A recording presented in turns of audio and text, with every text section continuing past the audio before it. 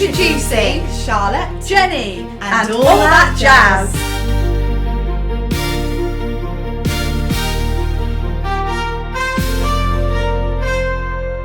Hello, welcome to episode 12 of And all that jazz. How are you this week? I'm really well, thank you. How are you? Yeah, I'm all right. Good. Right. We must just point out that today we probably sound a bit different. Yep. That's because we are recording in rehearsal room 1 at the Rep Theatre because we didn't have anywhere else to meet. Yeah. So we're out on site again because we're both so busy, and this is just where we are. Halfway, isn't it? Yeah. Our midway point. Yes. So yeah. Here we But are. it's exciting because that means that we're on location. Sounds important. Sounds real. So what's been centre stage with you this week? We have had press night for Sherlock Holmes. Ooh, Yes. how was that? It was good. Obviously, you get when you have press nights and you're like, is this actually a press night these days? Because press don't really come to press nights anymore. So Yeah, you're right. Yeah. they usually come either when it's already open, or we actually had press at a few previews. Right. So we had basically the 4 main newspapers came the day before press night. Oh, that was sneaky. It was known, and I was like, why would you come on a preview? To try and catch you out, probably. Yeah, but then on press night, I was like, who would actually be here today? So the question what is, press? did Andrew Lloyd Webber and Tim Rice turn up? Andrew Lloyd Webber did not, Oh, but Tim Rice did. yeah, he's so lovely. I knew he would. I knew he'd pull through. And obviously his kids were there because they're producers of the show. Right. So his 2 kids kind of helped, I think, to write the lyrics with Tim. I don't know by first name, but Timmy. Tim. But they were there, and it's a really nice, I feel like press nights are a really nice time for the cast and their family and friends and the company, everybody working on the show, to just have a nice time with their family and friends, or whoever they've brought to come and see the show, and just have a drink, have a chat and mingle and network. And Yeah, especially at the Rep, the press nights, they've got a really lovely atmosphere, haven't they? Really Yeah. welcoming to everyone. Because I've been at some press nights that are a bit cliquey. Oh, okay, yeah. You know, and the cast keep themselves to themselves and the crew keep themselves to themselves. But at the Rep, everyone seems to mingle. I think the Yes. shape of the building actually helps because there's a sort of Like a flow. of people, isn't there? Yeah. Through, yeah. And they separate everything as well. So you've got you have food and stuff downstairs, and then you have everybody usually mingles upstairs. So you've got you have the drinks and stuff upstairs, and then you have to go down to get your food and then come back up. So it's like a little loop. Conveyor belt of Yeah. people. So you have to just walk past everybody. But no, I think it was a really good turnout. Everybody's super friendly. Like, this company is probably one of the nicest companies that I've worked with. And also in terms of what you said about being cliquey and stuff, they're not like that. They're kind of just open to everybody, which is really nice, because you do often find a divide between stage management and the actors and the crew and stuff. It's not been like that, which has been really, really nice, especially at Christmas time. Everybody wants to get along at Christmas. Nobody wants to be mean to each other. Bah humbug. So yeah, it was just a really nice atmosphere, and networking is always great on press night because everybody's in a really good mood, so you can just go around and chat to whoever you want and they'll just entertain you even if they've got no idea who you are.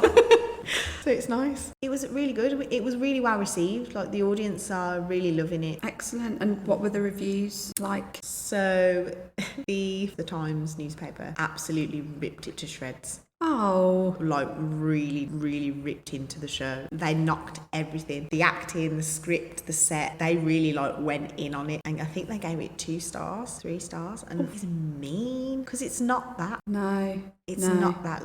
It has been so well received by audiences, and other newspapers and stuff have given it 5 stars and been very complimentary and have loved it, and are saying that it's such a good idea for a Christmas show. Yeah. Because it's kind of like murder mystery. Obviously it's Sherlock Holmes, so it's like a detective jumble of, you kind of sit there watching it going, I don't really know what this is. because it's not a full out musical, so it's not singing every line of the show. It's got a bit of the detective, like murder mystery in there.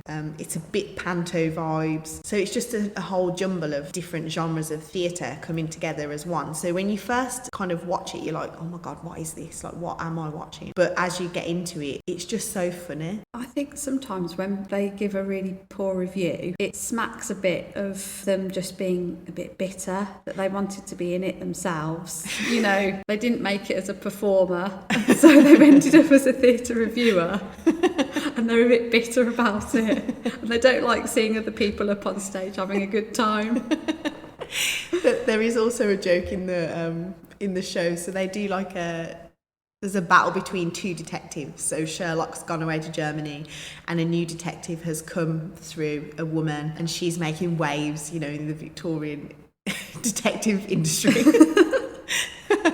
And then obviously when Sherlock comes back, he's like, oh, I don't even know who you are. So they've got this little rivalry going on. But they do like a deducer. There's a part in the show where they're like, fine, let's see how good you are.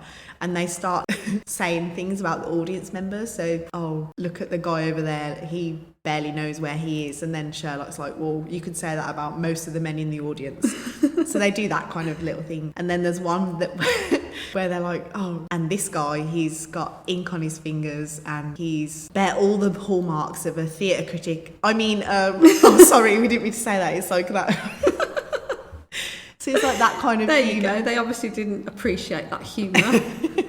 And it's also, it kind of takes the mick out of misogynists and sexists, and, you know, it's got all of those kind of jokes that right-wing papers probably wouldn't appreciate. Right, okay. So I was like, maybe that's why it's so hot. But, yeah. Oh, well, my mum and dad came to see it and they loved it. They thought it was Did they? really good. Yeah. So I'm really looking forward to it. I'll probably see it between Christmas and New Year now. Yeah, we'll have to do a little tour when you come around the set. So Oh, you can that'd have be a look. great. Yeah? Excellent. Okay. Because you weren't at press night, were you? No, I wasn't, because my friend Adrian, he is a stage manager and he's on tour with Miss Saigon at the moment. Yeah, they were in Birmingham for 2 weeks at the Alex Theatre and their ASM went off. So he rang me and said, are you available to cover assistant stage manager? So I said, yeah, okay.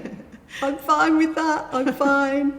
And yeah, so I went in, I had 2 shows to learn it. Really? And then that with the girl that was currently covering. So she taught me the show in 2 shows and then I did 3 shows by myself. Nice. Yeah, so full on. Did you have to shadow? I shadowed her, but she'd only been covering for 3 shows herself previously to that. So she did a brilliant job. She was teaching me a job that she didn't really know herself. What has been happening to all the ASMs then? I don't know. Miss Saigon's eating them all up. But it was a great show, really lovely show. Is it? Yeah, well, from what I could see of it, stage left. But no, really good, fantastic cast. I mean, I like Miss Saigon anyway. I like the music. I've never seen it. Haven't you? No. Well, you've missed it at the Alex, but it's on tour, so you can grab it. I think it's coming back to the Hippodrome next year. Oh, is it? Yeah, so you can catch it then. Stepping up from the Alex to the Hippodrome. Well, it was selling so well, I think, that they put it into the Hippodrome. Oh, that's really cool. I don't even know what it's about. It's about the Vietnamese War and a soldier that falls in love with a Vietnamese lady. Yeah, I'll definitely have to watch that. it is. It's a classic. It's famously got a helicopter in it because the helicopter comes down and takes the soldiers away, and that's the big sort of wow moment. Does it have an actual helicopter? Yeah. Does it? Yeah. That's so cool. Do they fly it in? Yeah. Obviously, it's not. I mean, spoiler. It's not an actual full-size real helicopter. But yeah. Well, I don't want to watch it anymore. It's the magic of theatre. In fact, that was one of the biggest scene changes that I had to do. It was a live scene change, so I had to actually go on stage during the show, during the action, and move this huge piece of scenery around. It was on tracks, so it slides into position on its own, but because the stage is raked, that means tilted slightly on a slope, then myself and the other ASM had to walk on stage, unpin it, take the weight of it, and then sort of guide it down to the middle of the stage. Imagine if you let pin it go. in, and then hold it in place, and it's all on a revolve. Ooh. So the middle of the stage is revolving. So did you have to stay and hold it whilst it was revolving? It's pinned in place, so it's very safe if the pins are in place. So, so as long as I put the pin in at the right time, all is well. If the pin doesn't go in, there are about 20 people and a helicopter that are at risk. But, you know. They'd just be crashing into the audience. That's showbiz. Yeah. Live theatre. I felt so exposed though, because you walk on and there's lights, and I was literally right in the middle of the stage. Do you have to wear a costume? Yeah, we were wearing like combat gear. So we sort of blended in, but you still feel very vulnerable and exposed. Apparently, I was told that it was very dark and we couldn't be seen, but feels very out there. I find that really daunting. Because obviously you're concentrating on what you've got to do, which often is, as I've just said, there's a massive safety element to it, making sure that the people on stage, the performers, are safe with the scenery and set. But you're also trying to manoeuvre around them. They're running, especially this scene change, it was mayhem. There's people running or dancing, or well, they weren't dancing in this bit, but you know, there's people literally running around full pelt on stage. They're carrying these huge heavy guns and other props. There's so much going on, and you can't always see that well because it's dark or the lights are flashing, you know, so you really have to have your wits about you. And of course, because I didn't have a rehearsal, I was doing it off the hoof. Exciting. It's exciting. It's so exciting to be a part of all of the action. You know, you get that like nervousness, and then you go on and you're like, oh my God. And then I'd just be like performing like a soldier. Yeah. Be like an ASM soldier. I was in full combat gear. They're like, Jenny, you've overdone it. I'm like, I needed the face paint. Oh, when they dip their fingers in the camouflage mud and wipe it on their face. Jenny, I think the camouflage paint is overdone a bit there. Like, I'm in character. I demanded my own dressing room after that as well. So I was dealing with all the props and guns. There's a lot of guns, so I had the gun cabinet to look after. Oh, that's always dodgy, isn't it? Did you have to be so careful, locking it, unlocking it, signing everything in and out. And so if you ever see a show that's got weapons in it, basically every time there's a weapon in a show, so it could be any plastic guns, any plastic knives, spears, batons, anything that could harm somebody. Even recently I did a show with a pea shooter, and that's classed as a weapon. Yeah, so basically anything you could think of that might hurt somebody has to be locked away. If you're the ASM or the stage manager, it's usually your job to look after all of that stuff backstage. That's right. So you keep it in a gun cabinet or in a weapons box. You have to lock it and unlock it every time that weapon comes in and out. So every time you hand over a weapon, you have to show them, if it's a gun, you have to show them that it's empty usually and hand it over. And then when they give it back to you, it has to go back into the guns box and lock away. Every time you see a weapon, if it's a weapon heavy show, there is an ASM or a stage manager somewhere running around locking and unlocking a case. Exactly. And yet then they let us use knives and forks at dinner time, so it's all a bit of a farce. But yeah, there are really strict rules about weaponry. Very strict rules, especially after people have been like shot on set, things like that. It's better to be safe than sorry. Absolutely. But it's a pain in the ass for an ASM. Yeah. I was doing all that, so I couldn't come to press night, but I was working on Miss Saigon. I never got to see it from the front though, from the actual auditorium, which is a shame. Maybe we'll have to make a trip when it comes to the Hippodrome. Oh yeah, we've got lots of theatre to look forward to in the new year, haven't we? We do. I'm very excited. Yeah. So, did you ever hear back from the Midsummer Nights Dream auditions? I did. And? I didn't get it. Oh. I didn't even get a call back. Oh. I know, and I'm in the building, right, all the time. And no one said anything. No one said anything to me. You know, when you kind of like, people are avoiding me and I wonder why they're avoiding me, and it's not for a good reason. When no one's made eye contact with you for 2 weeks, you know. Take the hint. People do see you in a certain way. It's really hard not to get pigeonholed. Yeah, it's so hard, and I think because they know that I'm a scenic artist and because they know that I'm a stage manager as well as being an actor, and they see my face constantly, I think it's really hard to separate those things. And so when I never heard back from anybody and when nobody was saying anything to me in the building, which usually people are quite vocal, I was like, oh, I haven't got it. But then I did receive an email. Oh, good. Yes, which Good. is a good step. Gives you a bit of closure. Yeah. You can move on.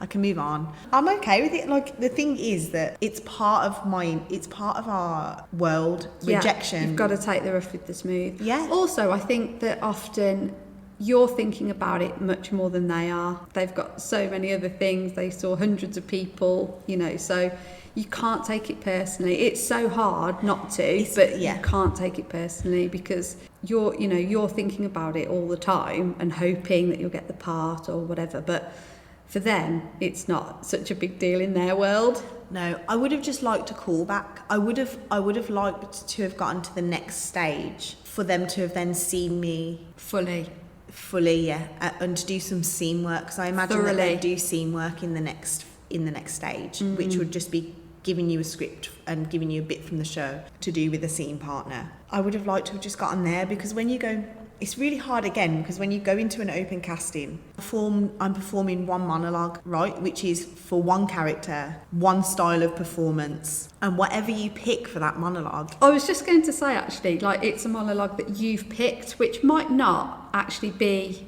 the best choice for what they wanted to see out of you. Yeah. You weren't to know that, obviously. No.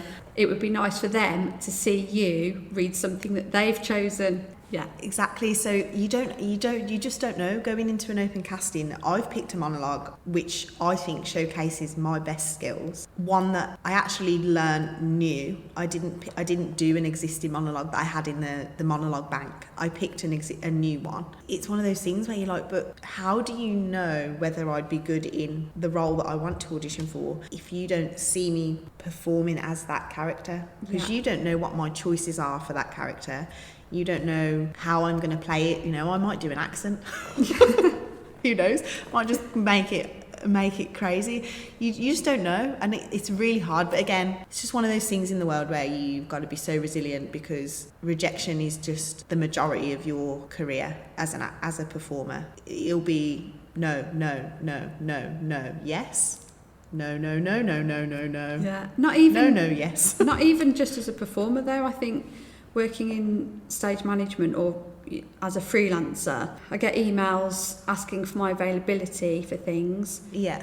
As I often say, I'm part of the Stage Management Association, and they have what's called a blue list every month. You can put out your details for jobs. Yeah. So if a producer's looking for somebody for a stage management role, they can go through this blue list and find people that way, and then they'll contact you for your availability. No, that's such a good idea. Yeah, but then you get emails saying, are you available for these dates?